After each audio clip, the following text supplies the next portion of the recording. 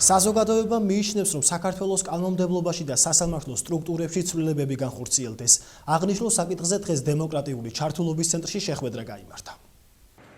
ბოლო პერიოდში ქვეყანაში მიმდინარე პოლიტიკური პროცესებიდან გამომდინარე აქტუალობა ისეთმა საკითხებმა შეიძინა, როგორც საქართველოს კანონმდებლობა, სისხლის სამართლის კოდექსი და სასამართლო სტრუქტურა. საზოგადოება თანხმდება იმ აზრზე, რომ საჭიროა ამ კუთხით ცვლილებები განხორციელდეს. აუცილებლად უნდა განხორციელდეს, იმიტომ რომ ძალიან ბევრი შესაძლებლობები ხდება.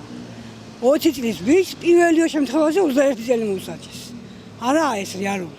კანონმდებლობა ჩემი აზრით დაუხვეწელი, იმიტომ რომ ვაწყდებით ნონსენსებს ხშირად, როცა მაგალითად მოსამართლეს პირადად უხდება თავისი შეხედულებით და არა კანონით რაღაცა მოსაზრებებზე დაღდნობით გამოიტანოს. ამიტომ არის ეს ვაკუუმი მოსამართლესა და კანონმდებლობას შორის. სწორედ ახალ საკანონმდებლო ცვლილებებს და სისხლის სამართლის პოლიტიკას შეხვედრა დღეს დემოკრატიული ჩართულობის ცენტრში ადამიანის უფლებების სწავლებისა და მონიტორინგის ცენტრმა მიუძღვნა, სადაც საზოგადოებამ სასამართლოს რეორგანიზაციის აუცილებლობის საკითხზე ისაუბრა. ხელისუფლებამ გადადგა გარკვეული ქმედებები, მაგრამ ეს არ არის საკმარისი იმისათვის, რომ სრულად აღდგეს სამართლიანობაც აი ამ სფეროში. რეორგანიზაციის შემდეგ ის მოსამართლეები, რომლებსაც გამოჰქონდათ უკანონო გადაწყვეტილებები და განაჩენები, ვეღარ დაბრუნდებიან, ვეღარ იქნებიან ამ სისტემაში.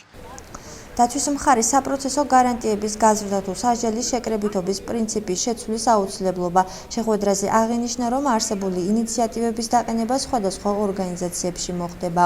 ძალიან მნიშვნელოვანია, რომ ჩვენი კანონმდებლობა, სისხლის სამართლის საპროცესო კოდექსი იყოს ადეკვატური იმ გამოწვევების, რაც დღეს ჩვენ გვაქვს. ამისთვის მნიშვნელოვანია, რომ დაცვის მხარეს ქონდეს საკმარისი ბერკეტები იმისთვის, რომ დაიცვას თავის დაცვის ქვეშ-ყოფი და ამ მიმართულებით განხორციელებული ცვლილებები არის კარგი დასაწყისი, თუმცა ვიმედოვნებთ, რომ უფრო მეტი წინსვლა იქნება სხვადასხვა საკითხებთან მიმართებაში, რომელიც ჯერ კიდევ გასატარებელია. ადამიანის უფლებების სწავლებისა და მონიტორინგის ცენტრი, რომელიც სულ ახლახან შეიქმნა გურიის რეგიონში, მსგავსი ტიპის შეხვედრას სექტემბრის თვეში კვლავ გეგმავს.